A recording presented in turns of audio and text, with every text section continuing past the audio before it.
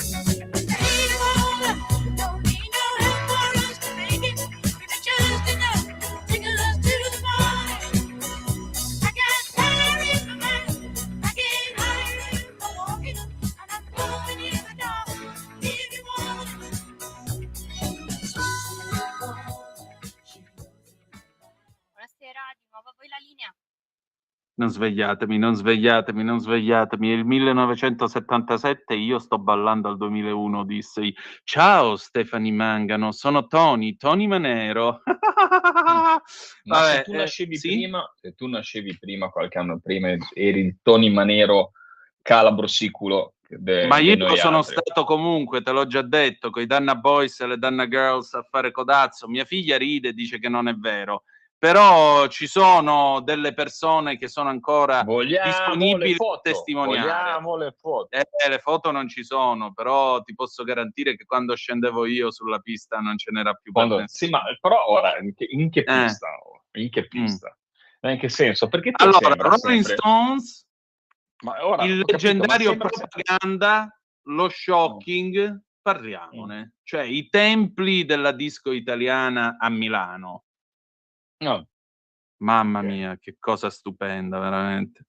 19 anni e l'incoscienza più totale, veramente. Arrivavo lì con i miei pantalonazzi, i miei jeans, le scarpe a punta, la camicia gialla, oppure in alternativa quella grigio metallizzato. Ma di che cosa stiamo parlando? Ma di che cosa stiamo solo parlando? pensarci terrificante. Natalia, esprimiti, di qualcosa, Natalia. Io in realtà ero molto curiosa di veder ballare Antonino, infatti l'avevo anche invitato a più serate, ma non siamo mai riusciti ad organizzare. Ti neghi. No, non è che mi nego, molto semplicemente io devo tornare al peso danzereccio, mi mancano ancora un po' di chili, quando sarò a 100 chili voi vedrete che cosa sono in grado di fare. È una minaccia, è una minaccia. No, non è una minaccia, è una promessa. Dai inizio alle danze. Erano i Bee Gees. Sì, erano i Bee Gees con Night Fever del 1977 dall'album long selling, miei cari, di Saturday Night Fever, la febbre del sabato sera, amiche e amici miei ma non dell'avventura, alle 18, 22 minuti e 7 secondi di questa puntata numero 1236 di oggi, venerdì 17 luglio del 1978. Molto bene. E allora, ladies and gentlemen, adesso apriamo il telefono allo 0292947222. Abbiamo voglia di sentire che cosa state facendo in questo caldo porco, vi dico la verità. È un sabato, sì, è un venerdì accaldato, che più accaldato non si può, miei cari. Lorenzo, senti, ma e a pesca che si pesca? Che è la stagione delle acciughe? Non sapeva cosa dire, radioascoltatori. Questa è proprio è una cosa della serie. E il tempo? Com'è il tempo? No, stavo non per sparare. Le stagioni. E a pesca cosa si pesca? Sì, e con i capelli lunghi da dietro non si capisce più se sono maschi o femmine. No, semplicemente ti volevo chiedere la stagione delle acciughe viene, la stagione delle acciughe. Il Savonarola non invecchia, 100 tonnellate con l'età. Ne abbiamo avute di occasioni, perdendole, non rimpiangerle mai. E ormai qua siamo veramente alla frutta a livello intellettuale. Beh, già lo eravamo prima, comunque, vabbè. Senti, no, come sta andando? Abbastanza bene, va bene anche in Sicilia, vedi come la scienza poi a volte, già l'anno scorso ci dicevamo, ci raccontavamo che le acciughe si spostavano più a nord perché trovavano acque più fresche rispetto al canale di Sicilia dove non c'era un disastro, non pescavano più le barche e quindi diciamo ora non è che la velocità di una stagione puoi raccogliere, però diciamo il dato molto diciamo empirico era quello di diciamo del fatto di vedere questo il fatto che non si pescava, l'acqua è molto calda, quest'anno le acque sono ancora più calde, mamma mia. Però stanno pescando anche in Sicilia, stanno pescando anche molto bene, e pesci belli, quindi sempre la natura ti racconta una storia, te ne racconta ma te ne racconta anche altre, quindi insomma non tutto il male viene per nuocere. No, male, insomma cambiano le biocinosi, cambiano gli ecosistemi, cambia tutto, però è un dato oggettivo che quest'anno sono, quindi male non so se male o bene, perché a volte anche quando c'è un'esplosione demografica di una specie e c'è solo quella specie non è un buon segno, però per dirti che a volte l'anno scorso piangevano le barche siciliane, quest'anno per questa parte della stagione invece stanno lavorando e c'è una buona pesca dell'acciuga anche nelle acque diciamo più a sud del nostro paese.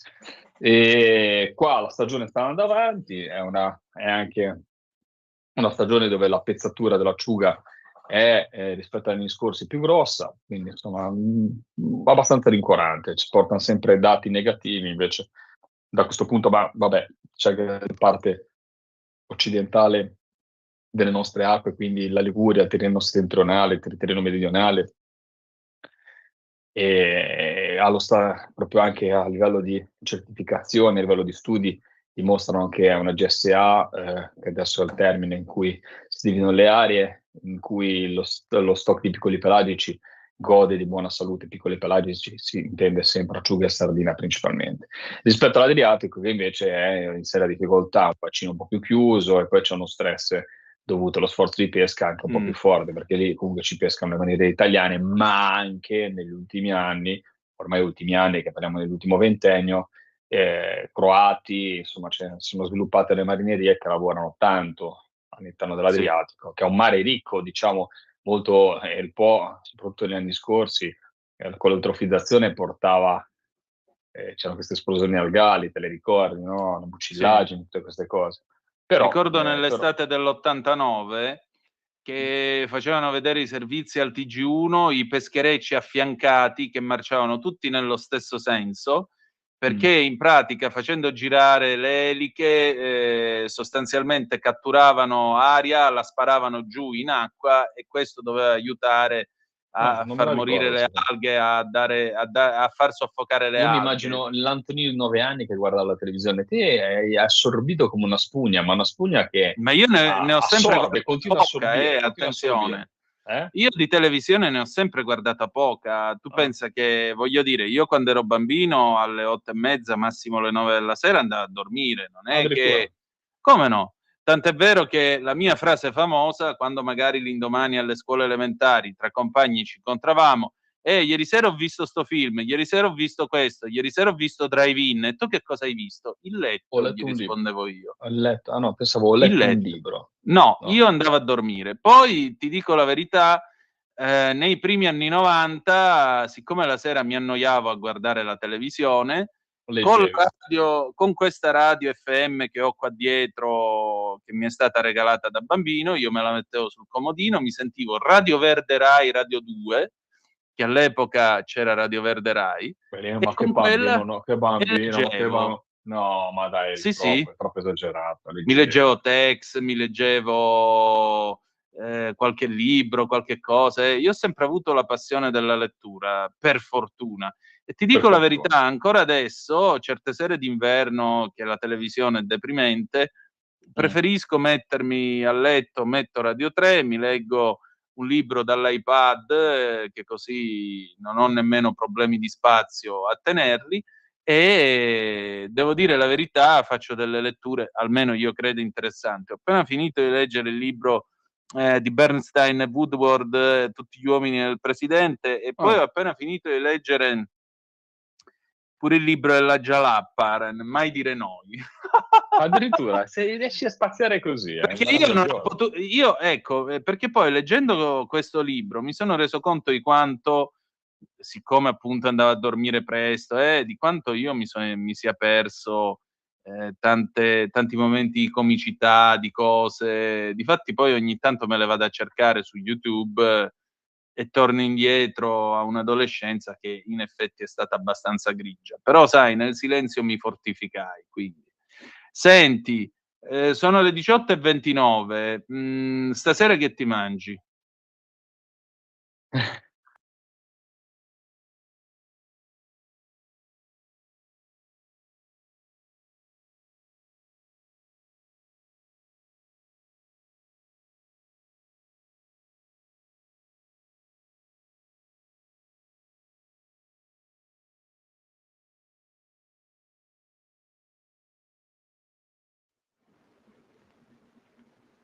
Pronto, rieccoci qua. Con questa domanda non potevamo andare. Dopo questa domanda si è staccata anche la comunicazione. Infatti, che ti mangi stasera? Cosa mangi? Non lo so. Siamo sempre di corsa, vedremo se ceneremo o andremo direttamente alla colazione domani. Perché siamo così. Si mangia quando si può, quando ce lo permette il lavoro. Detto questo, siamo commossi. Sono 18-29 minuti. Sì, 18:30 Io vi saluto. Sì. Ci vediamo la prossima settimana, rullo di tamburi, per la penultima puntata. E poi dobbiamo organizzare, Antonino, il grande evento, cioè il tuo mattina del 31, io massimo le 8 del mattino metto in moto e vengo giù. Va bene, ne vedremo delle belle. Non vorrei dover venirti a prendere da qualche parte su qualche passo. No. Facendo il funerale per la gioia di Marco da Mantova. Il funerale vichingo alla tua Vespa, vai. No, per la gioia di Marco da Mantova. Questa è la boccia da 1 litro di olio Castrol Power One, pronta.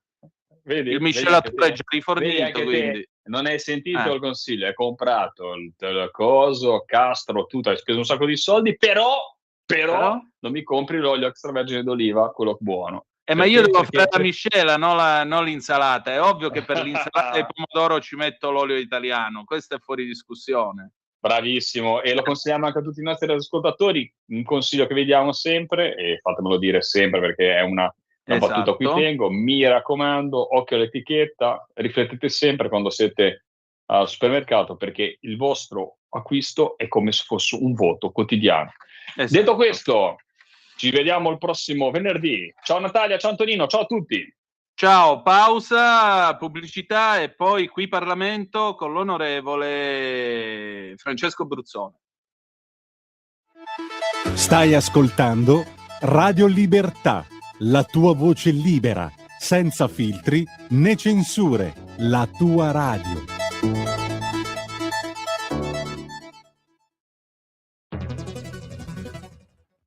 C'è chi te la racconta sbagliata e chi te la racconta male. C'è chi te la racconta tagliata e chi te la racconta al contrario e chi non te la racconta affatto.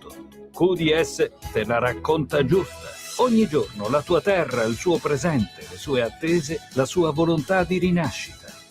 Leggi, abbonati, scegli il Quotidiano di Sicilia. L'informazione giusta per crescere insieme.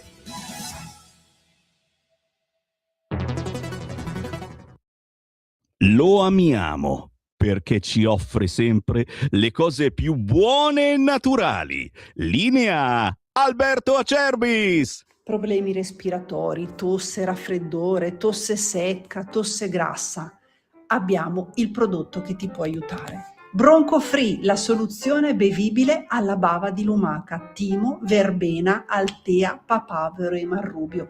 Un insieme di erbe e di prodotti che aiutano a sciogliere il catarro e a favorirne l'espettorazione in maniera naturale. La tosse è un meccanismo espulsivo naturale che il nostro organismo mette in atto quando all'interno delle nostre vie respiratorie entrano virus, entrano batteri, entrano sostanze che il nostro organismo ritiene dannose.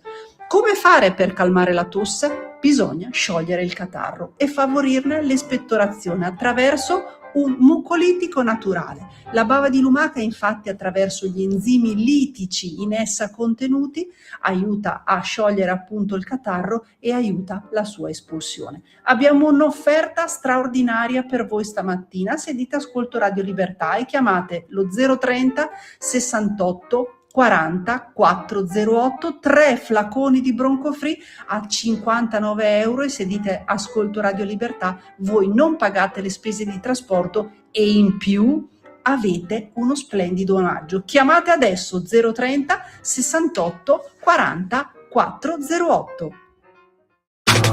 Stai ascoltando Radio Libertà, la tua voce libera, senza filtri né censura. La tua radio.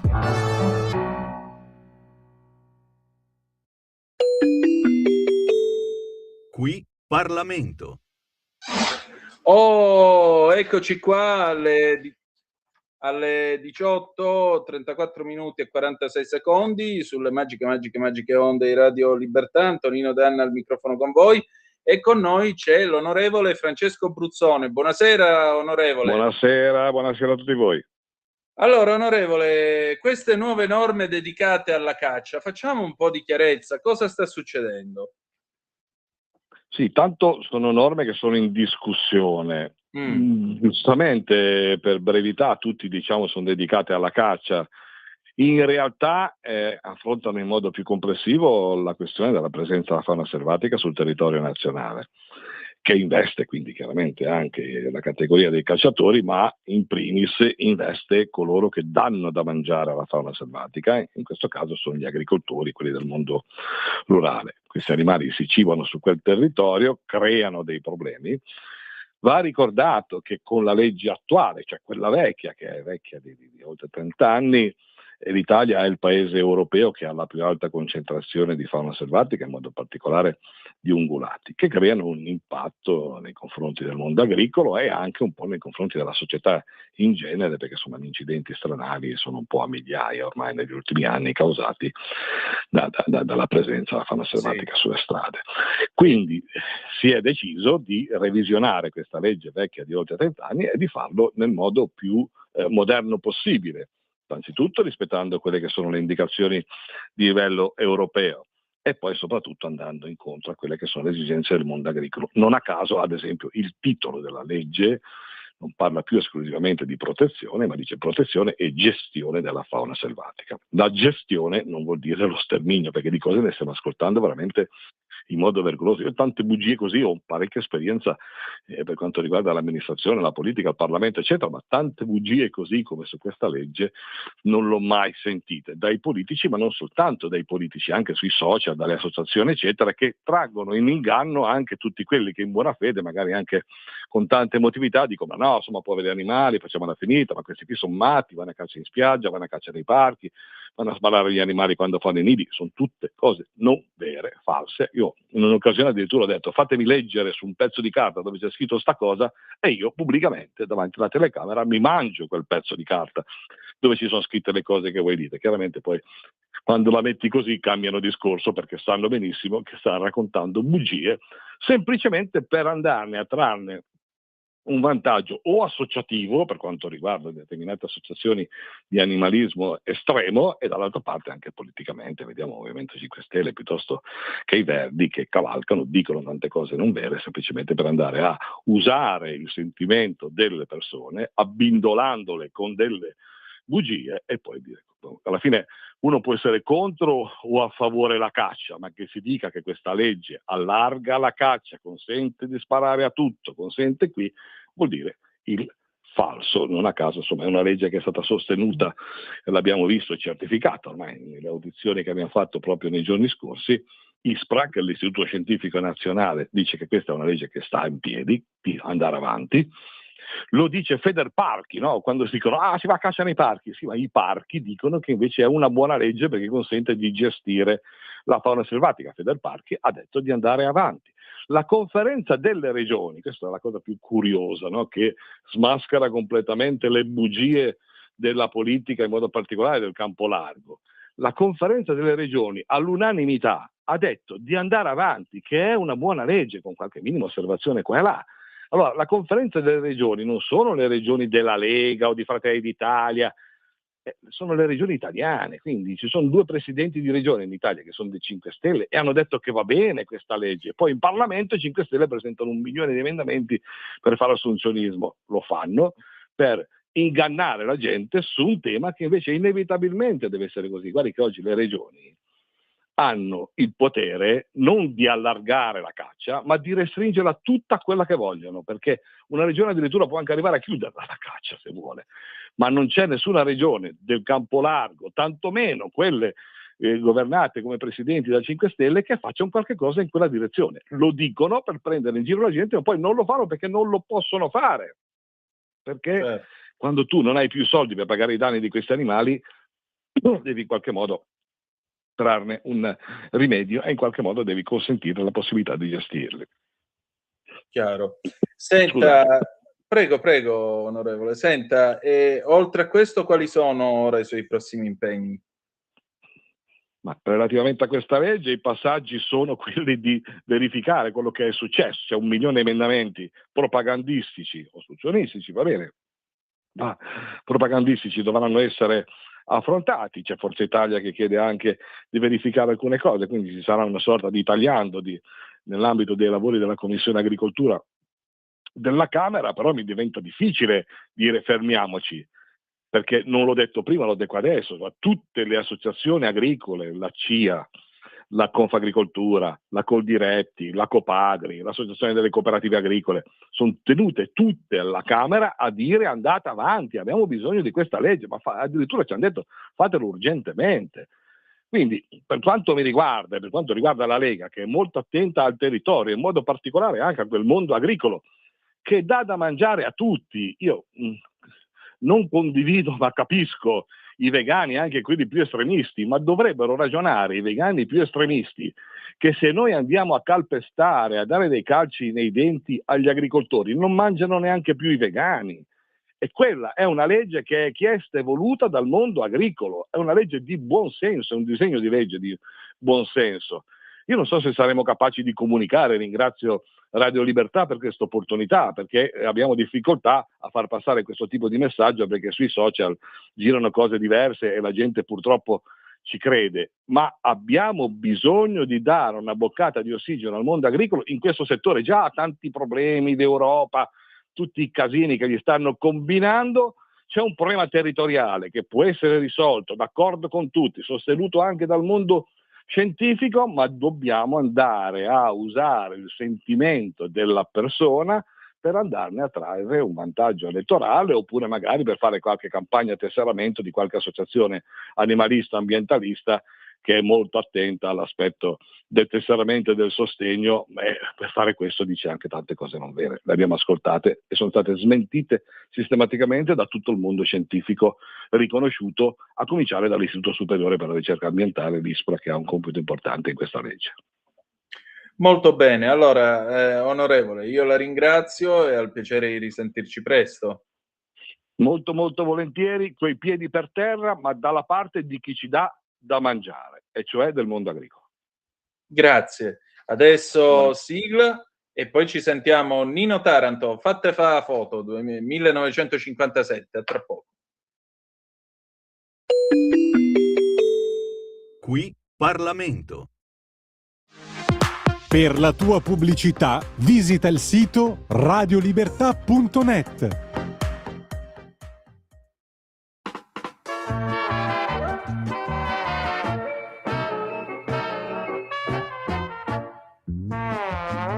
Da che facciamo amore, tutti e due, io non ho avuto un ritratto tuo. Dice che non lo tiene per moda, ma io vengo mezzo pronto per fare. Ho comprato una Kodak, non appena tocca, tac, gira molto, fa uno scatto e te cacciano un ritratto. Stavo a fare una foto, chiamo fratello fa bellezza mia. Ti metto a fuoco e tac, tu sei venuta già, fatte fotografa. Noi ci vediamo quasi ogni momento, ma questo fatto non mi fa contento. A notte come faccio a te vedere? Se non ritratto tu, non posso sapere. E perciò questa Kodak metto dito e faccio tac, che le viene là per là e ma va a sviluppa. Stavo a fare una ma che mi fa bellezza mia. Ti metto a fuoco e tu sei venuta già, fatte fotografa. La prima che ti fai, ci provi gusto, di faccia, di profilo, a mezzo busto, e poi finisce che tu dici a me, una non basta, me ne faccio 3. E io sto pronto, cago tanto, sempre pronto. Tac, tac, il loro è lungo, so, dimmi quando ne vuoi fa. Stavo a fare una foto, io mi fatto la bellezza mia. Io metto a fuoco, tac, tu sei venuto già. Fatto fotografata, stavo a fare una foto, io mi fatto la bellezza mia. Io metto a fuoco, tac, tu sei venuta già. Fatto fotografata. A te la linea, Antonino. Grazie Natalia, alle 18:44 minuti e 55 secondi sulle magiche onde di Radio Libertà. Antonino Danna al microfono con voi per questa puntata numero 1236 di Zoom, e adesso, signore e signori, torna lei, la nostra Anna Maria De Luca, che questa sera parla di libri dedicati, incredibile ma vero, all'immagine. E allora vai pure Natalia, grazie. E allora, questa sera è tornata a trovarci la nostra Anna Maria De Luca, psicologa, esperta di questioni inerenti al mondo della scuola. I libri di cui parliamo oggi sono Immagine e culto, una storia dell'immagine prima dell'età dell'arte, di Hans Belting, per Carocci Editore, collana Saggi.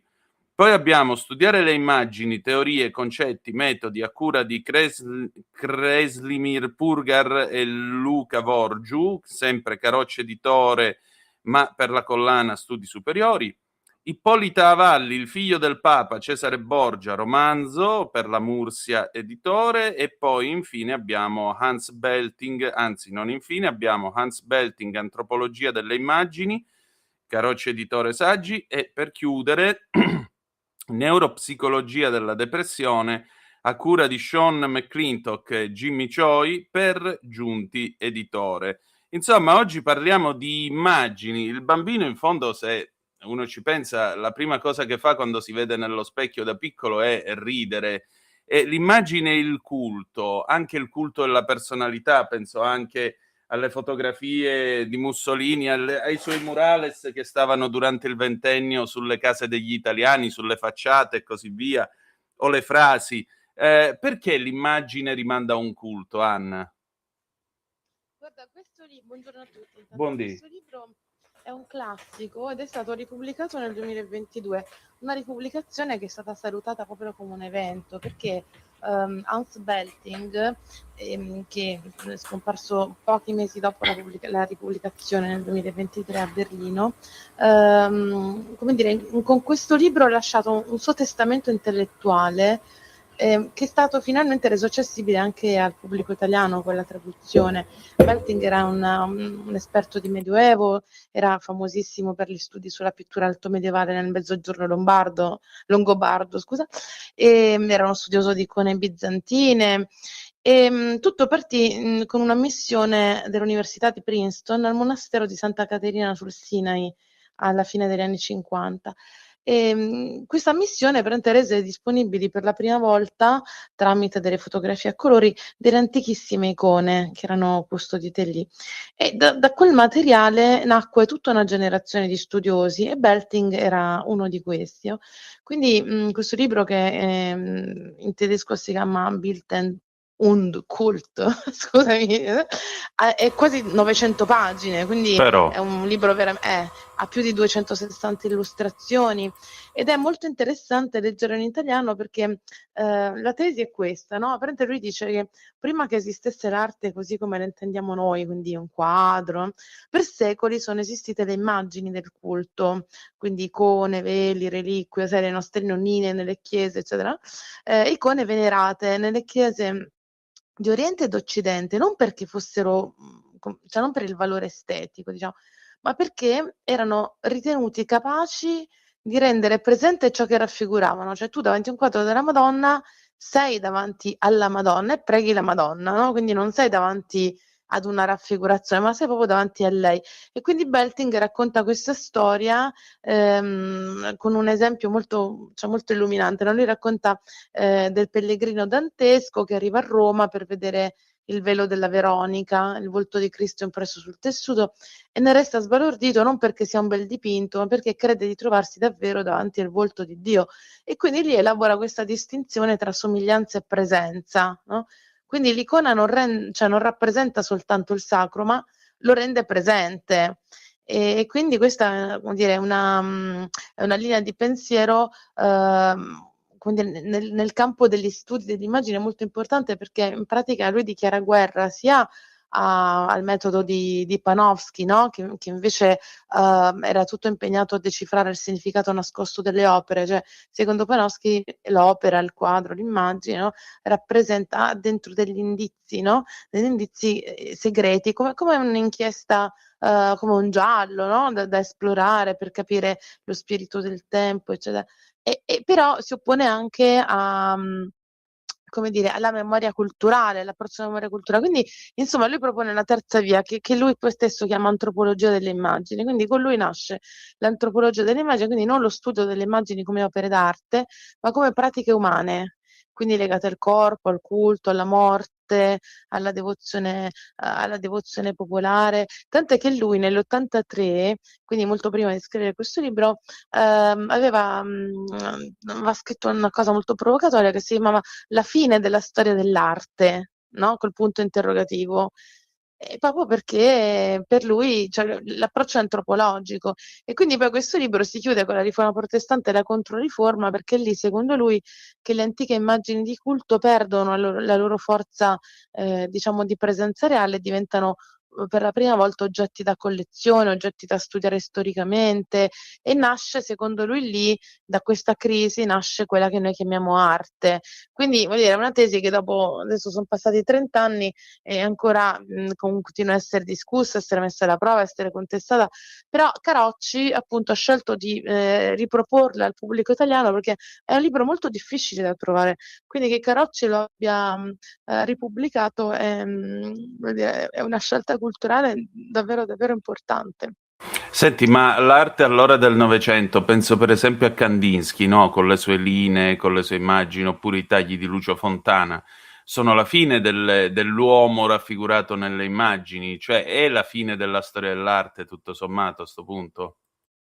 Beh, dipende, se per storia dell'arte, cioè intendi il figurativo, è difficile approcciarsi all'astratto l'astratto per moltissime persone, no? Perché l'astratto nell'astratto non trovi quei riferimenti figurativi spaziali che hai nel figurativo. Devi avere, come dire, una certa familiarità con i musei, con l'arte, che altrimenti la frase più normale di uno che entra in un museo dice: ah, questo lo saprei fare meglio pure io, no? Sì, la famosa frase: per 30.000 lire il mio falegname la faceva meglio, sì, da 3 uomini a una gamba. Esatto, quindi non è la fine della storia dell'arte, è, come dire, un altro paradigma, è un'evoluzione, cioè è un'altra storia praticamente, ma è sempre storia dell'arte, sì. Ecco, allora restiamo su Belting, sempre per Carocci Editore, antropologia delle immagini. E l'uomo invece come si rappresenta? Perché abbiamo visto l'uomo che rappresenta il sacro, ma l'uomo invece, quanta antropologia c'è in queste immagini? Tu che cosa ne pensi, Antonino? Di cosa? No, di questa teoria di Belting, o comunque della rappresentazione del sacro. Cioè, in alcune religioni, per esempio, è vietato, no? Sì, nell'Islam è vietato. Nell'Islam è vietato perché Allah è un Dio geloso anche della sua immagine, ma in un certo senso, se tu ci fai caso, anche nell'ebraismo o nel cattolicesimo Dio non si mostra. Dio nell'Antico Testamento, quando passa davanti a Mosè, gli dice: tu potrai solo vedermi di spalle, perché nessuno è in grado di sopportare la vista di Dio. E infatti Mosè riesce a vedere il Signore solo di spalle. Poi però nel Nuovo Testamento Gesù dice: chi vede me vede il Padre. E allora potremmo quasi dire che l'immagine è divina, c'è qualcosa di divino nell'immagine anche umana, visto che per il cristianesimo l'uomo è fatta a immagine e somiglianza di Dio. Vedi, torniamo sempre a questo concetto di immagine. Io penso che la raffigurazione del santo, la raffigurazione della Madonna, è chiaro che con il Concilio Vaticano II soprattutto questi sono diventati più segni che altro, però è altrettanto vero che sono un modo per dare corpo e sostanza alla divinità che invece nelle altre religioni non c'è. Noi abbiamo il giudizio, cioè noi abbiamo la creazione di Michelangelo, Dio c'è con il dito pronto a toccare quello di Adamo. Non c'è un'immagine di Allah che crea l'uomo, non c'è un'immagine di Yahweh che crea l'uomo, tant'è vero che peraltro Yahweh è un nome consonantico di Dio, perché nessuno è in grado di dire il nome di Dio, no? Io sono colui che sono, nell'ebraismo. Quindi sì, è un tentativo di dare sostanza a quello che è puro spirito. E poi con Cristo, secondo la religione cristiana, egli è vero uomo e vero Dio. Quindi lì il cerchio si chiude. Quindi la raffigurazione dell'immagine religiosa certamente ha un senso. Sì, guarda, hai detto voi la parola magica, hai detto corpo, che antropologia delle immagini. Noi qua ci stiamo avventurando nello studio della cultura visuale, no? Quindi diciamo non sono libri facili, però Antropologia delle immagini è proprio una bussola in questo senso, ed è una delle opere più rivoluzionarie di Belting.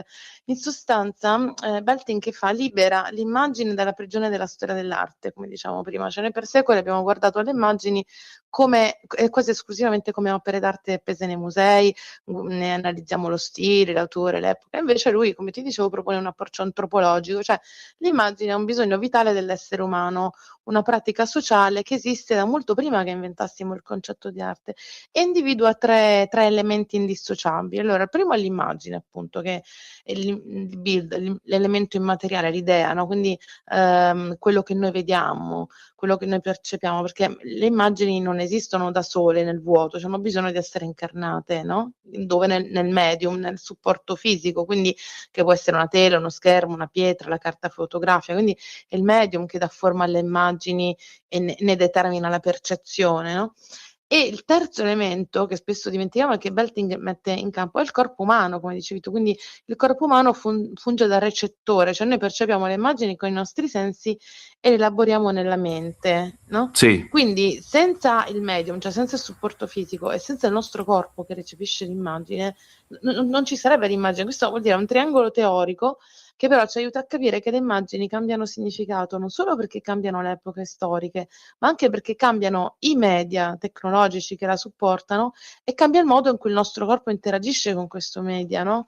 Basta pensare adesso per esempio agli smartphone, ai selfie, cioè pensa dalle pitture rupestri ai selfie fatti con lo smartphone, cioè è cambiato il mezzo ed è cambiato anche il modo in cui il nostro corpo si relaziona al mezzo. Quindi, come dire, cioè l'immagine non è un oggetto da contemplare appunto come nella storia dell'arte, ma lui la intende come uno specchio dinamico di ciò che significa essere umani, no? Cioè di ciò che significa. E lui poi individua dei punti, come dei punti particolari. Uno è il legame tra l'immagine e la morte. Uno dei capitoli più affascinanti del libro analizza appunto l'origine antropologica delle immagini, perché sono nate le immagini. A lui Belting dice che le prime immagini nacquero per sostituire i corpi dei defunti, cioè quando una persona moriva la comunità creava un'immagine, quindi una maschera mortuaria oppure una statua, per dare presenza a ciò che era assente. Quindi l'immagine nasce storicamente come un medium per dialogare con l'invisibile e sconfiggere il vuoto della morte. Questo è molto affascinante. Beh, ma se tu ci pensi, fino agli anni 50 inoltrati, nel nostro sud, specie in Calabria, quando qualcuno moriva si chiamava, chi poteva, chiamava il fotografo e gli faceva la foto sul letto di morte. Sì, A me, sì. quante volte mi è capitato, andando a trovare magari qualche amica di mia nonna e così via, di trovare queste foto che di solito finivano sempre infilate in un angolo della specchiera e puntualmente erano queste persone anziane placidamente addormentate nel sonno della morte ed erano magari la madre o la nonna di questa persona, già anziana peraltro, e però fotografate in bianco e nero sul letto di morte. C'era questa idea. Beh, del resto quando muore qualche personaggio importante gli si fa sempre la maschera funeraria. Di Giovanni XXIII venne fatto per esempio il calco del viso e della mano destra, tanto per dire, e così via. Insomma, c'è questa idea di provare a riempire il vuoto con il pieno. Esatto, pensa, mi è fatto venire in mente una cosa. Mia nonna, durante la guerra, perse il primo figlio perché non c'erano le medicine per curarlo, eccetera. Quindi questo bambino morì che aveva tipo 3-4 mesi, no? E per tutta la vita, quindi per i successivi 80 anni, mia nonna aveva sul comò in camera da letto la foto, a me faceva un'impressione pazzesca, in bianco e nero, di lei, il marito, tutti quanti accanto a questa bara aperta con dentro questo bambino tutto vestito di bianco. Cioè, io ho paura di questa foto da piccola, mi ricordo, perché cioè, da una parte mi faceva tenerezza, dall'altra mi faceva paura perché forse perché suscitava anche in me la paura di morte. Cioè, e quindi anche lì l'idea, come dicevi tu, di fare la foto dell'ultimo momento, poi un bambino così piccolo, no? Per immaginare, si chiama Eliodoro, si chiamava. Quindi è esattamente così. L'immagine, ma anche le foto, adesso noi non stampiamo più le foto, però anche è bello, almeno per me è bello vedere le foto della mia adolescenza, Come no? degli amici, Come no? Quelle le avevo stampate perché era pre-cellulari, diciamo. No, io continuo a farle in pellicola. Difatti qui c'è la macchina fotografica carica sulla scrivania mentre noi parliamo, è sempre carica.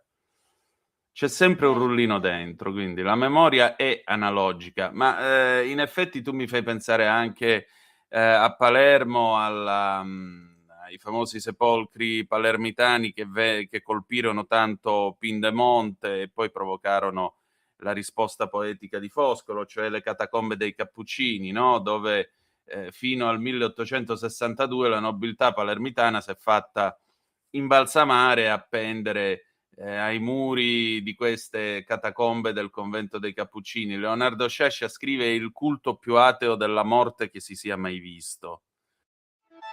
Stai ascoltando Radio Libertà, la tua voce libera, senza filtri né censure, la tua radio. E in effetti, se uno ci pensa, se la morte è il passaggio a un'altra dimensione, per quale motivo conservare un corpo in questo modo a sfidare i secoli? Però anche qui è un'idea di lasciare il ricordo di ciò che essi furono, questi nobili, questi principi, questi personaggi canonici di chiesa, frati e così via. Sì. Quindi insomma, grazie a Carocci che ha ripubblicato Belting. Tra l'altro ti dico solo un'ultima cosa su questo libro, che con l'avvento del Belting lancia uno sguardo lucidissimo anche sulla contemporaneità e dice che con l'avvento del digitale le immagini sembrano svincolarsi dalla materia fisica e ci mette in guardia, perché quando l'immagine si dematerializza e si separa dal corpo, noi rischiamo di perdere quel legame antropologico profondo che ci unisce all'immagine e trasformandoci in consumatori passivi di flussi visivi continui, che è quello che sta succedendo, no?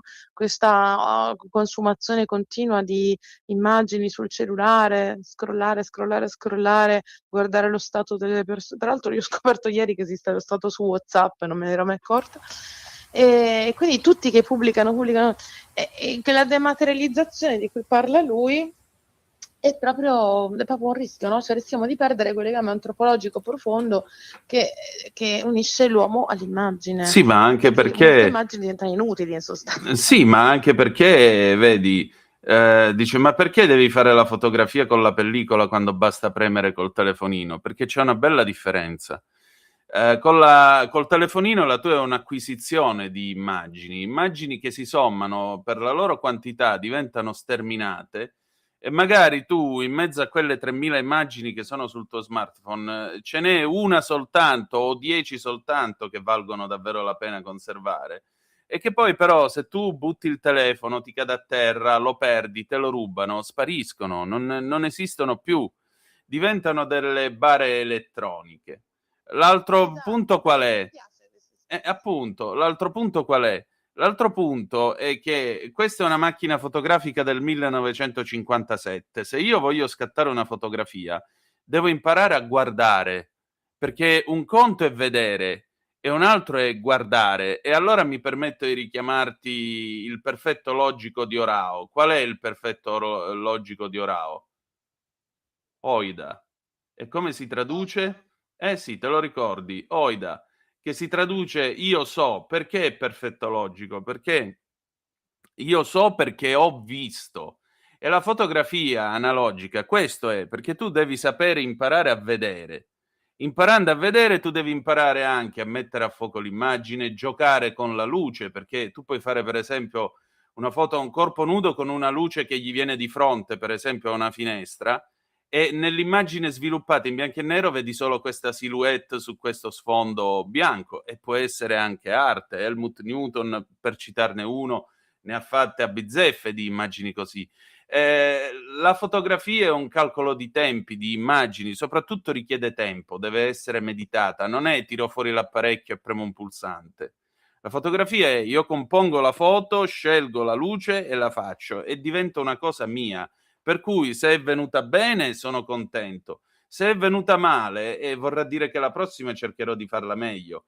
Ti dico che lo sfondo di questo Mac da cui sto registrando è una fotografia in pellicola che io ho scattato a Monterosso al Mare, con una macchina che di elettronico non ha assolutamente niente, solo pura meccanica e il funzionamento della pellicola. E ho ovviamente la pellicola e quindi posso tenermi tutto lo stampato che voglio. Ma tra 150 anni qualcuno mette contro luce quella pellicola e vede l'immagine. 350 anni metti contro luce un telefonino del 2012, non c'è niente. È solo un fermacarte. No, ma infatti è esattamente così. Ed è questa la grande magia, no? E arriviamo al terzo volume. Sì, appunto. Studiare le immagini. Esatto. Che bella questa puntata oggi. Tu mi tocchi su un argomento che a me piace molto, quindi studiare le immagini, teorie, concetti e metodi a cura di Cresimir Purgar e Luca Vargiu, sempre per Carocci Editore. E qui cosa abbiamo da dire? Allora, questa è nella collana Studi Superiori, che è una collana dedicata ai manuali universitari, no? Quindi è un volume collettivo che è curato appunto da due studiosi, Purgar e Vargiu, che hanno chiamato a raccolta 16 specialisti diversi, pensa, semiologi, storici dell'arte, filosofi, psicologi della percezione, per costruire, diciamo, una mappa del campo, di questo campo di studi che è relativamente giovane, che si chiama Visual Studies, no? La cultura visuale. Ed è veramente bellissimo, complesso, ma bellissimo, perché loro riescono a raccogliere diversi punti di vista. Che Purgar è professore di teoria delle immagini in Croazia, all'Università di Osijek, ed è uno dei nomi più riconosciuti a livello internazionale in questo campo. Pensa che ha fondato a Zagabria il primo centro di ricerca sui visual studies dell'Europa sudorientale, ha scritto diversi libri. Vargiu invece è professore associato di estetica all'Università di Cagliari e ha già fatto altri 2 libri importanti con Carocci. Uno si chiama Il capolavoro invisibile e l'altro appunto è L'immagine e culto di Hans Belting, che ha curato lui nella versione italiana, no? E quindi sono 2 curatori che, diciamo, rappresentano bene lo spirito del libro, perché hanno uno sguardo che viene dalla teoria dell'immagine, però uno più internazionale e l'altro invece dall'estetica filosofica italiana. E anche qua sono 300 pagine, quindi qua non abbiamo un saggio con una tesi unica da seguire dall'inizio alla fine come con Belting, però abbiamo, come dire, un percorso tra tante teorie, tanti concetti, tanti metodi, che è utile per chiunque voglia orientarsi in questo campo dove le discipline si sovrappongono in continuazione. Come dire, non saprei neanche da che parte cominciare per raccontarti questo, però diciamo che il dibattito, cominciamo dal dibattito ontologico, no? Sì. Che cosa è davvero un'immagine?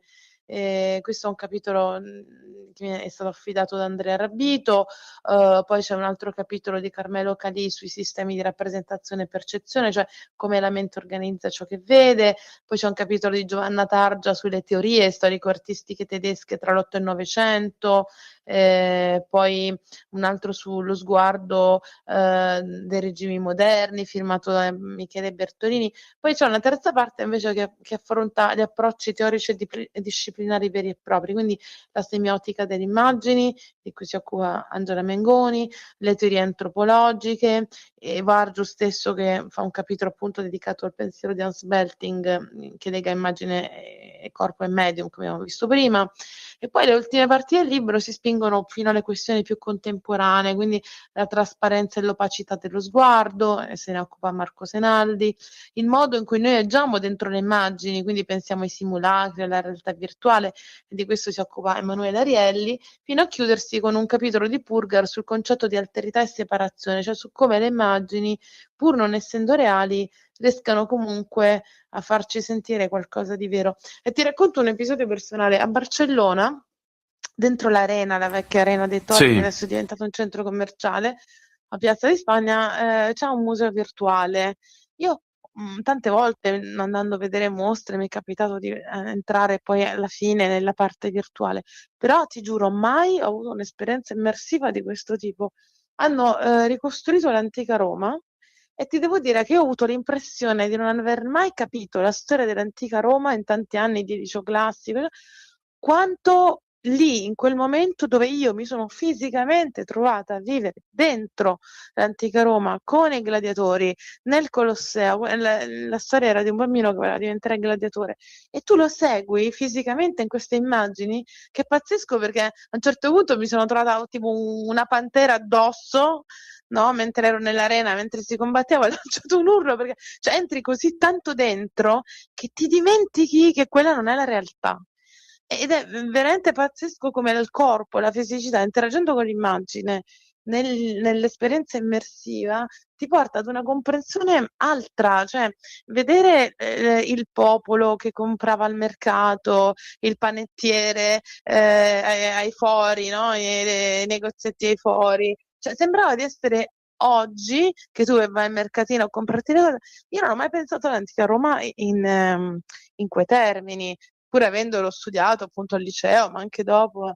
Ed è incredibile, cioè questa è stata veramente la mia personale esperienza di quanto il corpo, interagendo con le immagini, ti faccia accedere ad un livello di conoscenza totalmente diverso da quello che ci è sempre arrivato solo attraverso la lettura o attraverso l'ascolto di lezioni in classe. Oppure quando si va a Pompei si vedono le solite cose, c'è la guida che ti spiega le cose, però tu non riesci a vedere Pompei come era nel 79 d.C., tu vedi quello che è venuto dopo, è come camminare sul relitto del Titanic. Sì, però il relitto del Titanic oggi è una serie di sfasciume, non è la nave stupenda che era prima di affondare, è la stessa cosa. Ma infatti c'era anche un'altra sala con il Titanic, con la storia del Titanic, io lì non sono andata, però poi quando tutto questo finisce, si spegne tutto, tu ti rendi conto di essere in una stanza vuota e che era solo un gioco di luci, di immagini, di proiettori. È una sensazione strana, no? Però è veramente, come dici tu, anche su Pompei c'è una mostra del genere. Io consiglio, proprio per esperienza personale, a tutti di andare a provare questa esperienza, che spesso uno dice, vabbè, questa è una cavolata, è una mostra virtuale, non ci vado. Invece se è fatta bene, perché sono anche quelle che obiettivamente sono fatte male e sono inutili, però se costruita bene è un'esperienza incredibile, assolutamente incredibile. Sono d'accordo. Senti, ci avviamo agli ultimi 2 libri. Ippolita Avalli, il figlio del Papa, Cesare Borgia, per i tipi della Mursia. Ci siamo dati al mistero, vedo. Sì, allora questo è un libro appena uscito il 15 giugno, pubblicato da Mursia. Appunto, Mursia è una casa editrice storica, no? Arrivata, cioè fondata nel 1955 a Milano, quindi nella tua città. Abbiamo 70 anni di libri, un catalogo amplissimo, dalla saggistica storica e militare, anche la narrativa, passando per la nautica. Negli ultimi anni ha deciso di investire anche sul romanzo storico di ambientazione italiana. E Ippolita Avalli, una milanese che oggi vive a Roma, è stata, tra l'altro, prima di scrivere romanzi, era giornalista di Vanity Fair, To Style, ha scritto molto per il teatro, per il cinema, ha collaborato anche alla sceneggiatura della Città delle donne di Federico Fellini. Insomma, una donna che ha una grande esperienza, è arrivata anche in finale al premio Strega nel 97 con La Dea dei Baci. E quindi adesso arriva a Cesare Borgia, quindi ci arriva con un mestiere ampiamente collaudato, no? Quindi è un libro importante, ha un endorsement di Dacia Maraini che lo definisce un libro capace di affascinarla. Dacia Maraini dice che questo libro è capace di affascinarla perché è frutto di un lavoro serio sui personaggi, da cui l'autrice ha ricavato una galleria di figure originali. E Dacia Maraini non è, voglio dire, una prodiga di complimenti, quindi se lo dice le crediamo. Quindi che succede? Allora, il protagonista è Cesare Borgia, no? Quindi il Valentino, come veniva chiamato, perché il suo titolo era quello di Duca di Valentinois. Ed è una delle figure più controverse e mitizzate della storia italiana, perché era il secondogenito di Papa Alessandro VI, e viene avviato dal padre alla carriera ecclesiastica. Diventa cardinale, ma senza nessuna vocazione, che lui avrebbe voluto impugnare una spada, non avrebbe voluto prendere i voti. Infatti appena può abbandona, come dire, la porpora per farsi condottiero, e la sua ascesa in Romagna è fulminea, quindi lui ha l'ambizione di unificare l'Italia sotto un'unica corona. E a lui, non a caso, Machiavelli guarderà poi anni dopo scrivendo Il Principe, prendendolo proprio come un modello di un potere costruito con le armi e la fortuna altrui. Quindi questo romanzo segue questa parabola fulminante di Cesare che muore solo a 31 anni, quindi non si sa neanche bene se forse per caso, forse volutamente, in un'imboscata durante l'assedio di una cittadella semisconosciuta in Navarra, però intreccia la sua storia con quella di delle 2 donne più vicine a lui, quindi la madre, che si chiamava Vannozza Cattanei, che lo osserva consumarsi nella sua smania di potere, e la sorella Lucrezia Borgia, con cui Cesare condivide splendori e ombre, scrive Vario. Quindi è un romanzo che non racconta solo la conquista, ma anche il prezzo che richiede, quindi tradimenti, alleanze spregiudicate, passioni che bruciano in fretta, e una caduta rapida quanto l'ascesa. Quindi ti devo dire che un elemento interessante è proprio il titolo, Il figlio del Papa, no?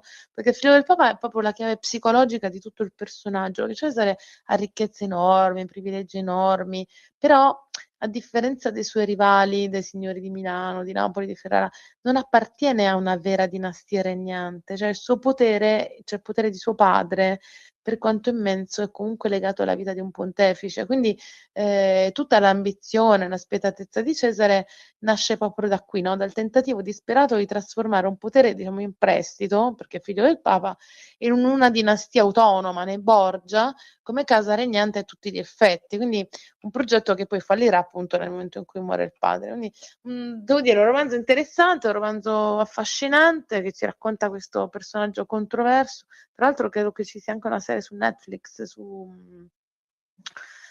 sui Borgia. Sì, esatto, i Borgia. Sì. Senti, e per concludere questa neuropsicologia della depressione? Sì, cambiamo completamente tema, andiamo da Giunti Editore, che è una casa editrice che io adoro veramente, giuntipsicologia.io esattamente, che è la costola, diciamo, dedicata proprio alla manualistica psicologica e psichiatrica.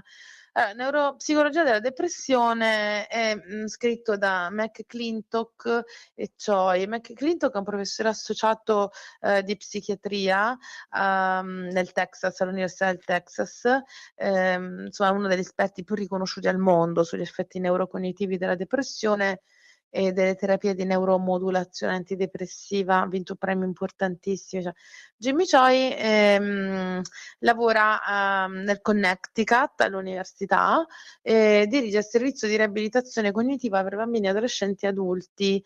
È stato a Yale, alla Columbia, insomma 2 personaggi veramente di primo piano, che anche loro cosa hanno fatto? Hanno chiamato più di 60 esperti internazionali per i vari capitoli, quindi loro sono i curatori di questo libro di 624 pagine, molto, molto ambizioso, insomma, perché vuole essere un punto, come dire, un punto di riferimento sul tema della depressione. E quindi tutti questi autori, dalla loro esperienza, dai loro studi, si, come dire, ruotano attorno a questo tema, che devo dire assolutamente necessario, perché la depressione nell'immaginario comune resta ancora troppo spesso associata al tono dell'umore, alla tristezza, all'apatia, alla perdita di interesse. Invece quello che questo manuale mette al centro è proprio un aspetto che la clinica chiaramente conosce bene, ma che il grande pubblico ignora quasi del tutto, cioè che la depressione danneggia anche le funzioni cognitive. Quindi chi soffre di depressione fatica spesso a concentrarsi, a ricordare, a pianificare, a prendere decisioni, e questa non è pigrizia o mancanza di volontà, ma è proprio un effetto neurocognitivo reale, misurabile, quindi della malattia stessa. Quindi diciamo che questo volume si sviluppa su 3 assi. Il primo esplora i campi neuropsicologici coinvolti, no? Quindi il ruolo della cosiddetta riserva cognitiva, cioè quanto il nostro cervello sia allenato a compensare un danno, gli effetti della depressione su apprendimento e memoria, la memoria di lavoro, le funzioni esecutive, cioè tutte quelle capacità che ci permettono di organizzare la vita quotidiana, per dirla facilmente. Il secondo asse invece riguarda la valutazione clinica, quindi è più specifico per i professionisti. Il terzo analizza gli effetti neurocognitivi dei trattamenti. Questo è molto interessante perché analizza l'effetto dei farmaci più diffusi, ma anche delle psicoterapie basate sull'evidenza, alle tecniche di neuromodulazione, anche le tecnologie più recenti come la stimolazione transcranica a corrente diretta. Quindi analizza proprio che cosa succede applicando le soluzioni che al momento abbiamo. Ti devo dire che adesso, senza entrare troppo nei tecnicismi del libro, però un aspetto molto importante e che gli autori stessi sottolineano è l'attenzione all'intero arco della vita adulta, cioè fino all'età geriatrica, e la scelta di non fermarsi alla teoria, perché gran parte del volume è dedicata agli aspetti pratici quotidiani, quindi da come rafforzare l'aderenza al trattamento, come integrare nella cura le specificità culturali del paziente, perché che non è un dettaglio da poco. Quindi è un libro che non parla solo ai ricercatori, ma anche alle persone, diciamo, normali, che ogni giorno si ritrovano ad avere a che fare con la depressione. Quindi diciamo che in sintesi questo libro sposta l'attenzione dalla domanda: come si sente il paziente depresso, ad un'altra domanda che è sempre trascurata, ma come pensa, come ricorda e come decide il paziente depresso. e quindi è uno strumento molto importante per i psichiatri, per i psicologi, per i neuropsicologi. È un libro che assolutamente consiglio a tutti, anche ai professionisti, di leggere. Giunti, come al solito, è sempre fantastico nel portare avanti la conoscenza e la ricerca anche in campo medico. E allora, Anna, io ti voglio ringraziare come sempre e al piacere di ritrovarci tra una settimana. Grazie a te, un abbraccio grandissimo a tutti quanti, tutti quelli che ci ascoltano, e alla prossima settimana. Sempre più liberi con La Tua Radio è il nuovo sito che mette in prima pagina opinioni, firme, notizie, uno sguardo nuovo e originale sui fatti che ci circondano. Il nuovo quotidiano online. Semplicemente radiolibertà.net.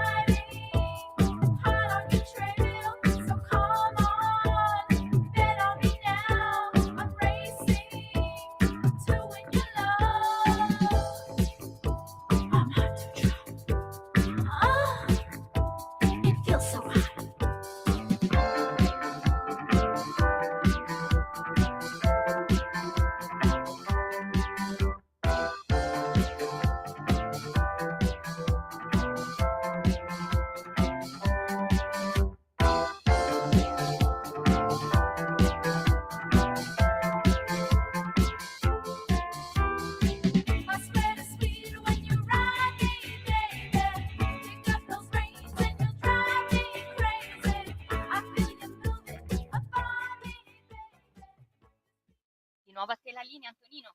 Grazie a te Natalia, alle 19:25 minuti e 6 secondi sulle magiche onde di Radio Libertà. Lei era Laurette Russell Grant, Hot to Trot del 1979, sigla finale della domenica sportiva del 23 marzo 1980, il giorno in cui il pallone italiano finì nella vergogna del calcio scommesse, che qualcuno ricorderà, il calcio scommesse o Totonero del 1980, quando vennero fuori tutta una serie di vergogne e di partite che insomma si era cercato di acchittare, perché c'era chi scommetteva clandestinamente cercando di fare un bel po' di soldi. Quella volta i due principali scommettitori che avevano scommesso un bel po' di soldi per fare la cosiddetta martingala, cioè infilare uno dietro l'altro una serie di risultati positivi e guadagnare un bel po' di soldi,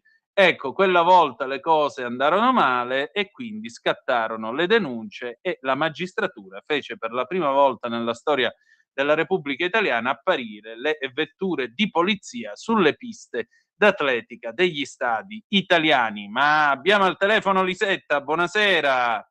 Buonasera signor Tonino. Allora, prego. Io volevo parlare del caso Ranucci, signor Tonino. Vada pure. Perché, ecco, secondo me chi di spada ferisce, dice un proverbio, no? Allora, personalmente, signor Tonino, non ho mai apprezzato Report né nell'edizione gestita da Gabanelli né in quella gestita da Ranucci. Troppo faziosa, secondo me, manipolatoria, accusatoria a senso unico dei nemici. Una trasmissione che ha fatto, secondo me, della diffusione del fango la sua stella polare. Allora, signor Tonino, mi stupisce ora che il conduttore si lamenti se i media scavano sui suoi rapporti personali con soggetti a dir poco discutibili. Lanciano ipotesi ai limiti dell'incredibile, diffondono notizie prive di riscontri, tutto l'armamentario della diffamazione a buon mercato, che Report, secondo me, ha seguito specie negli ultimi anni. Chi di spada ferisce, di spada perisce. Nient'altro, la salute e una buona serata. Allora, Report non è certo tra i programmi che preferisco né tantomeno seguo. Per quanto mi riguarda mi attengo a quello che ha detto stamattina Giovanni Minoli, che credo sia il principe del giornalismo di inchiesta e che con Mixer ha cambiato il modo di fare giornalismo di inchiesta in questo paese. C'è modo e modo di intervistare le persone, c'è modo e modo di usare il microfono se parliamo della radio o la telecamera se parliamo della televisione o quello che volete voi.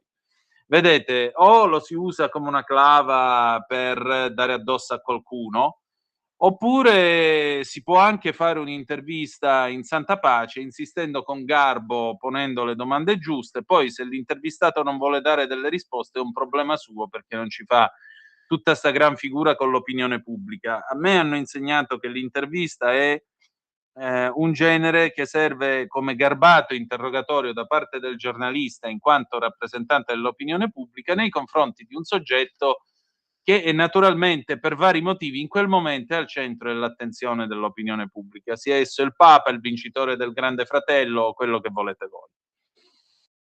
Non ho il piacere di conoscere i colleghi di Report, naturalmente non entro nella vicenda, constato soltanto che da giorni leggo anche passi di autobiografie ranucciane in cui si parla di seduzioni, di fanciulle sedotte, robe varie. Francamente io credo che questo non interessi al grande pubblico, forse ci interessa di più, insomma, una corretta informazione. Detto ciò, insomma, c'è un'inchiesta in corso, vedremo che cosa faranno i magistrati. Io non voglio entrare in questa vicenda che francamente non esercita alcun fascino su di me e francamente non mi interessa. Va bene, allora, noi siamo arrivati alla fine della nostra trasmissione, diamo un'ultima occhiata alle news. L'ANSA, appunto, il povero Ruggero in carcere a Bollate, Mattarella ha graziato la Minetti, si mette una mano sulla coscienza, Nordio va avanti sulla grazia. Ancora l'incidente di Sestri Levante, morta la bambina rimasta incastrata nel bocchettone della piscina. Io un abbraccio grande alla bambina e alla sua famiglia, che Dio la accolga. Indagini in corso, un ragazzo di 15 anni muore folgorato al Luna Park nel Savonese, anche qui un grande abbraccio a lui e alla sua famiglia, Dio lo premi, lo accolga. Burnham, sono pronto e voglio cambiare il Regno Unito, il re del nord Podesta Starmer da lunedì sarà il premier, vediamo quanto dura questo qua. 4,9 milioni di dollari per la maglia di Pelé nella finale del 1958, con questo noi abbiamo finito, adesso linea ad Ale Musella, parliamo di arte, parliamo di investimenti a Dubai e poi ci saluteremo con i Gatti di Vicolo Miracoli no del 1980. Domani alle 8 il grandissimo Pier Vittorio Scimia con la sua rassegna stampa, a seguire il nostro direttore responsabile Giovanni Sallusti con Liberamente e per finire il sottoscritto con il garage dell'Alfista, se avrete voglia. Grazie ancora e ricordate che the best is yet to come, il meglio deve ancora venire. Vi ha parlato Antonino Danna, buonasera. E allora è tornato anche questo venerdì il nostro Ale Musella. Ciao Ale, ben trovato. Dove sei? In Italia o a Dubai? No, sono in Italia. Ah, che bello. Senti, arte e proprietà immobiliare in quel di Dubai, com'è la situazione lì? Allora, mi senti bene? Sì, perfettamente. Ok. Allora, in 8 mesi di Dubai ho fatto la mia analisi, per cui ho captato quello che poteva andare bene, meglio per il mondo dell'arte e come riuscire a farlo funzionare appunto per i canali migliori. Per cui, come tu sai, ho aperto un White Cube, cioè una galleria tradizionale in Dubai Hills. Adesso vi racconto anche le cose positive e le cose paradossalmente che sembrano sciocche ma che sono negative. Partendo proprio la maggior parte delle mall, cioè delle gallerie, quelle importanti, o sono al Cercal, per cui in questo ex compound, come vi ho detto, dove sono i capannoni, che sono molto belle, dove c'è molta arte tradizionale e comunque locale, e devo dire che la professionalità, tolte due grosse internazionali gallerie, è un po' bassa, nel senso che il problema proprio a Dubai è anche riuscire a trovare il personale giusto, perché altrimenti i venditori o comunque chi dovrebbe essere preposto a spiegarti l'arte non ti considera, come ho detto tante volte, o comunque non è adeguatamente preparato, come se fossero dei normali commessi, e l'arte non si vende come se fosse un pezzo di un paio di scarpe. Per cui questo l'ho riscontrato anch'io, perché trovando e provando, incontrando diverse persone in 8 mesi, trovare persone professionali nel mondo dell'arte non è facilissimo. Quando tu sei in una mall o comunque in una zona di un certo tipo di passaggio commerciale, dipende da che tipo di arte vendi. Abbiamo detto che in quel caso lì invece andiamo nelle zone DFC, per cui sono quelle un pochino più commerciali, o anche Dubai Mall, dove magari c'è Eden Gallery, dove c'è Opera Gallery, dove c'è Sconci, e la maggior parte delle opere fa parte del gruppo della pop art. La pop art però adesso sta un po' scemando, nel senso che è trita e ritrita, la gente vuole cambiare un pochino, perché alla fine dei conti la sta comprando, soprattutto a Dubai, come se fosse un complemento d'arredo. Anche perché la pop art, la new pop, a parte alcuni casi, come ho sempre detto anche Mariella Rinaldi, che continuo a seguire con piacere, che è un'esponente italiana di primo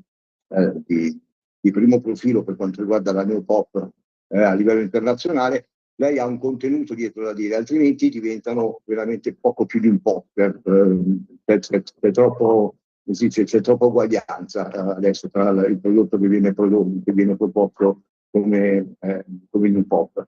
E comunque viene acquistato appunto in maniera molto libera e non è neanche necessario raccontare che cosa c'è dietro, perché il concetto proprio della pop è popular, per cui uno scritto o un pensiero dietro, per cui rischia veramente di sminuire un po' il concetto dell'arte. Come dicevo prima, io invece, avendola aperta in Dubai Hills, la mia è su strada, per cui sono quei famosi 250 metri con tanta vetrina.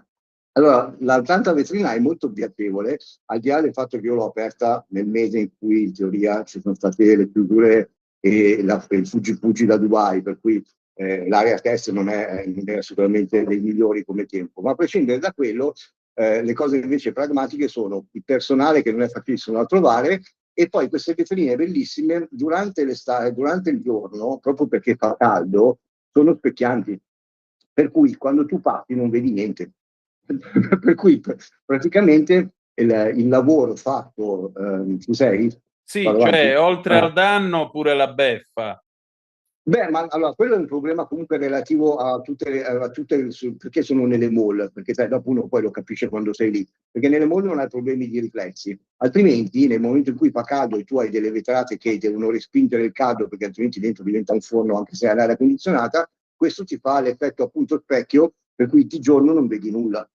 Per cui la galleria funzionava bene e funziona bene dalle 9 a mezzanotte, quando le luci artificiali permettono di vedere dentro e per cui hai una possibilità diversa di poter interagire con.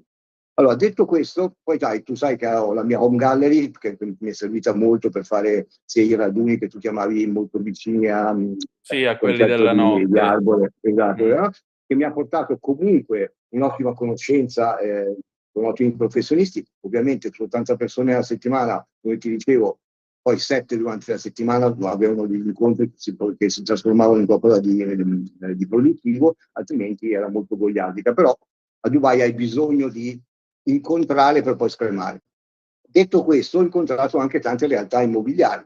Tu sai che io nasco come interior designer, per cui io sono un architetto che ha soltanto in Arabia Saudita, in Medio Oriente e anche negli Stati Uniti da oltre 30 anni. Certo. Avevo lasciato questo tipo di discorso proprio a favore solo esclusivamente del mondo dell'arte. Ora, è indubbio che in questi 8 mesi, avendo conosciuto appunto diverse realtà, hanno iniziato a chiedermi se avevo voglia di ricominciare a progettare, perché in effetti quello che succede, allora, Dubai l'80% delle persone che ci sono non è locale, ma è internazionale.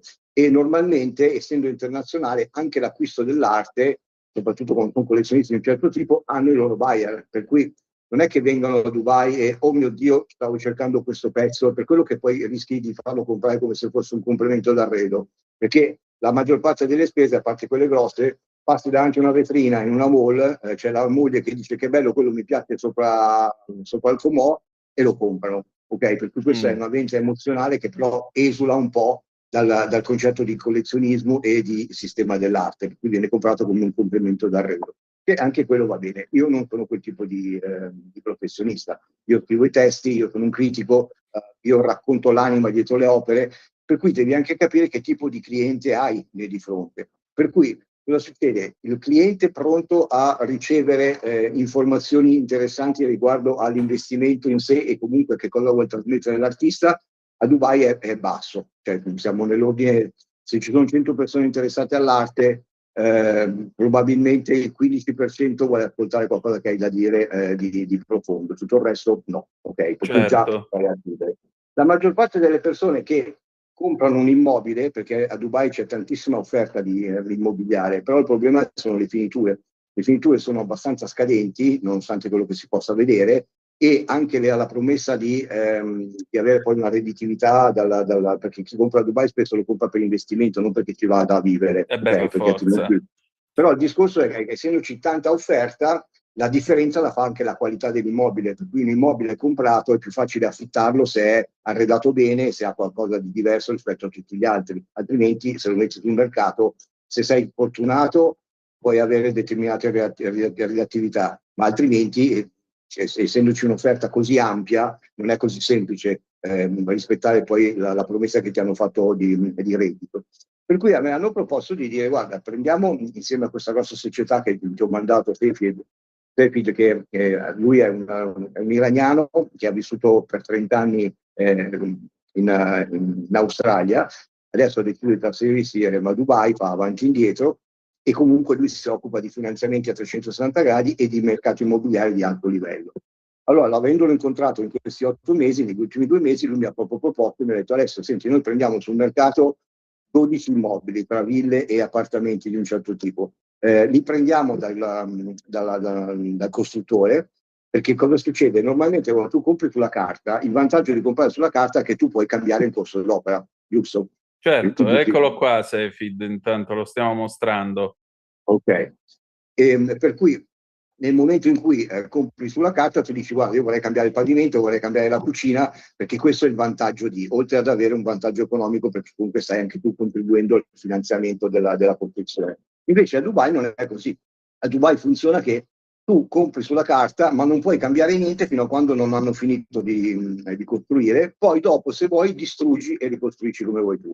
Questo perché? Ecco. Perché loro ovviamente guadagnano sulla velocità di esecuzione e sull'approvvigionamento dei materiali, per cui se loro dovessero dare retta a tutti quelli che vogliono cambiare qualche cosa, probabilmente i tempi di realizzazione si allungherebbero di molto. Però questo cosa succede? Va bene per chi lo fa per investimento e non ha ben capito come funziona. Per chi invece quella nicchia di mercato che vuole essere seguito all'italiana non va assolutamente bene. Per cui in questo caso quello che siamo tornati a fare è andare a progettare queste unità di altissimo livello, che saranno al massimo 12, appunto, tra ville e appartamenti sul territorio di Dubai, all'interno del quale l'interior verrà curato da me e l'arte anche, per cui viene proposta, e nella proposta di acquisto e di ristrutturazione vengono già inseriti dei pezzi di arte, che poi è quello che ho sempre fatto anche in passato. Allora, questa è la dinamica più veloce e più immediata per riuscire ad avere un contatto diretto anche con collezionisti, perché in quel caso non sei tu che devi andare ad aspettare che qualcuno entri e ti bussi alla porta. Quando uno compra casa e compra una casa di un certo tipo ed è già preposto o a viverla o ad affittarla, certo, capisce quello di cui stiamo parlando. Allora diventa più facile capire. Poi ovviamente io continuo con le mie consulenze di alto livello sulle grandi collezioni, per cui se uno mi chiede dei pezzi importanti, non ho problemi, ma quelli li posso vendere al telefono, non è quello. In questo caso invece tutto il middle level, per cui dai 5.000 ai 30.000, fai conto, sono comunque oggetti che possono essere posizionati all'interno di un arredo che può piacere, perché poi dopo il mio compito è quello di incontrare il cliente, capire esattamente le sue esigenze, sia dal punto di vista di interior, ma anche che cosa gli può piacere come arte e come non arte, per cui confezionargli un pacchetto ad personam, per cui esattamente con le sue esigenze, poi dopo diventa tutto più semplice. Capito? Per cui questo è il modello che andrò poi a sviluppare a Dubai, dopo esserci stato per 8 mesi, e per cui un conto è andare a lavorare 15 giorni, fai il progetto e torni, un conto è starci 8 mesi di fila, capisci esattamente come funziona il tutto. In più, in questo ci saranno un paio di spostamenti che verranno fatti, perché mi hanno chiesto poi di occuparmi della stessa cosa sia a Miami che a New York. Per cui questo è che poi Miami e New York, per quanto riguarda l'arte, sono due epicentri fondamentali negli Stati Uniti. Miami, vabbè, è la patria degli Art Basel e comunque è molto orientata al Sud America e a personaggi di un certo tipo.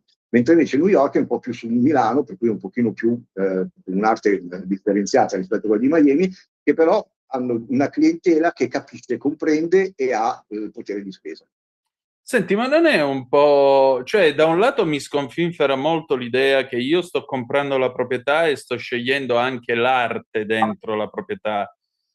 Da un lato mi pare che arricchisce ciò che sto comprando, ma dall'altro non è un po' svilire il concetto stesso di esclusività dell'arte? O mi sbaglio? Cioè, la riduco un po' come voglio la cucina e poi voglio un Picasso in corridoio. Cioè, l'abbasso a livello dell'angolo cottura. No, questo è il contrario. Allora, questo succede se tu vai in un negozio di arredamento e sono esposte alle pareti le opere d'arte, allora ti dici, mi piace anche quello. Quello che ti ho detto prima è diverso. Io ho comunque degli appuntamenti con i proprietari, per cui prima di proporre io capisco se vogliono, cosa vogliono e dove vogliono arrivare, certo, anche il potere di spesa. Sotto quel punto di vista lì, invece che prendere delle cose che magari costerebbero lo stesso tanto, ma prese così a casaccio, inizio a inserirli, a meno che non siano già dei collezionisti, allora magari capiscano già subito, siano loro a farmi delle richieste, li porto mano per mano nel mondo dell'arte, ma dove loro comunque stanno acquistando un immobile nuovo e devono comunque sistemarlo in una certa maniera. Per cui sei avvantaggiato perché? Perché il potere di spesa è quello. Ovviamente se uno mi compra una casa da 1 milione di euro, non è che tu gli vai a offrire un Picasso da 7 milioni, ok? Certo. Cioè, devi anche capire a seconda di... Però questo è il modo migliore perché, e poi capisci anche chi è incline a capire l'arte e che vuole entrare in questo tipo di mondo, oppure se uno mi dire, cioè, no, guarda, io mi va bene l'arredo e mettici qualche cosa giusto per farlo diventare carino, in quel caso vai sulla fine art che costa sicuramente meno, glielo fai carino, però diventa diverso. Ma il concetto base è invece portarli per mano a conoscere e a scoprire il mondo dell'arte senza che per forza siano loro a venire in galleria, perché molte di queste persone, soprattutto a Dubai, non hanno né tempo né voglia di andare in giro.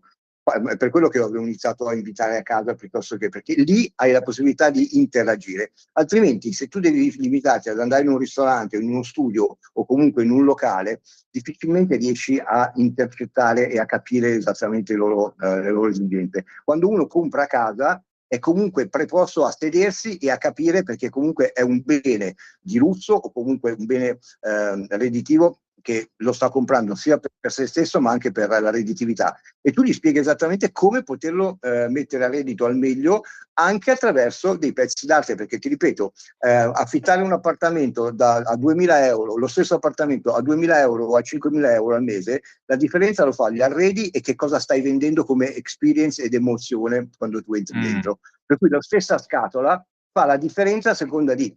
Per cui anche il mio appartamento, che ho arredato, come hai visto, come ho fatto io, quando sono entrato aveva un valore, adesso ha 3 volte tanto. Beh, certo. Se io dovessi affittarlo, capito? Per cui è proprio un concetto diverso. Poi ovviamente hai la possibilità di dialogare con chi capisce, perché comunque ha una scatola vuota e gliela devi riempire tu e lui si fida, e per cui tu gli dici ok, qual è il tuo budget, questo è il divano, questo è quant'altro, e avendo dialogato con lui sul mondo dell'arte ti dice preferisco la pop, preferisco l'astratto, preferisco il figurativo, capisci con lui dove poterlo spingere, dove qualcosa che a lui piaccia, e allora a quel punto tu hai il portafoglio di clienti, di artisti che già gestisci da una vita e sai esattamente chi consigliare, però spiegando anche che è un investimento, per cui hai la possibilità di dialogare in maniera diversa rispetto a chiamiamolo un negozio d'arte dove uno arriva, compra l'oggetto e poi lo mette come soprammobile a casa. Certo. Senti Ale, chi è l'artista di questa settimana da tenere d'occhio? Allora, l'artista di questa settimana qua vabbè, non voglio essere monotono, ma tu lo sai, io alla fine dei miei non vado ad ampliare più tanto il range di persone, perché se no non riesco a seguire come si deve.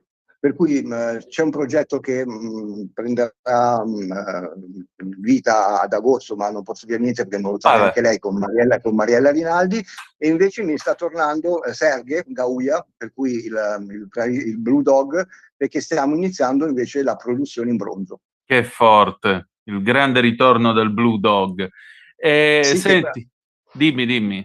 Che passandolo allora da art toy, per cui fatto in fiberglass o comunque in resina, che è il classico art toy, quando passa nel mondo del bronzo diventa un pezzo d'arte a tutti gli effetti, sia per valore ma anche per concetto. Per cui come numerazione, per cui è sembra una sciocchezza, ma fa un grosso un grosso salto di qualità.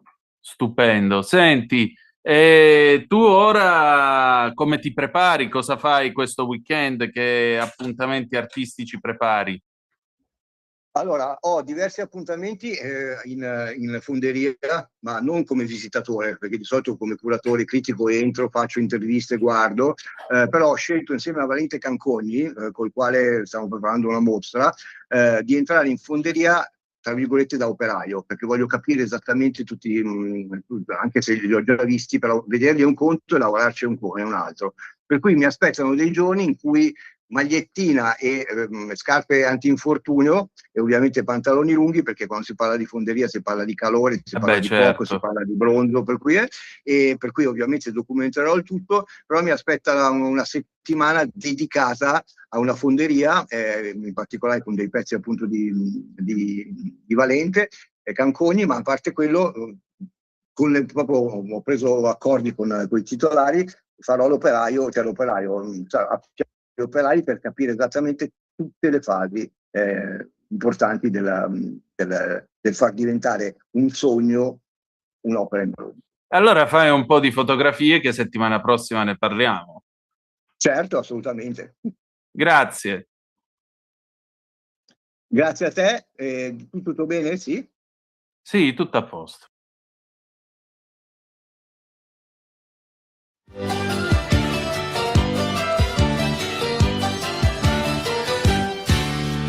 C'è chi non sopporta la giacca, no. C'è chi si addormenta vestito, no. Chi suona la tromba e stecca, chi mangiando è dimagrito, no. C'è chi dice barzellette, no.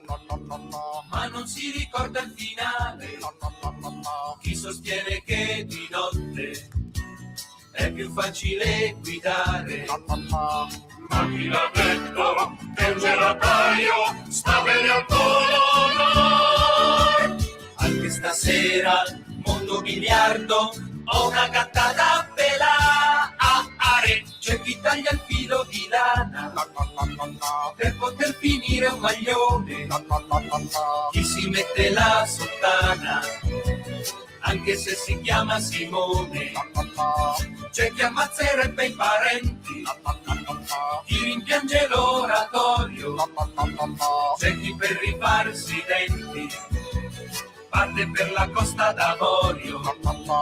Ma chi l'ha detto che un gelataio sta bene al polo? Anche stasera, mondo biliardo, ho una gatta da pelare. Se l'auto non mi parte, prospettive incerte, tutta la famiglia fa il solo, son gatte da pelare, quando vedo il mare, gli do un pugno in faccia perché, c'è chi chiama il figlio Plinio, chi ti vieta di sognare, chi amministra un condominio per poterti torturare, c'è chi non risulta nato, chi ha una pelle favolosa, c'è chi in nome dello Stato piglia in carta e porta a casa. Ma chi l'ha detto che un gelataio sta bene al polo? Anche stasera, mondo biliardo, ho una gatta da pelare. Se l'auto non mi parte, prospettive incerte, tutta la famiglia fa il sono, son gatte da pelare, quando vedo il mare, gli do un pugno in faccia perché, Abu Dhabi. Maria, manca sale. Principino, allora devi fare un mutuo per ridarmi i soldi della bici.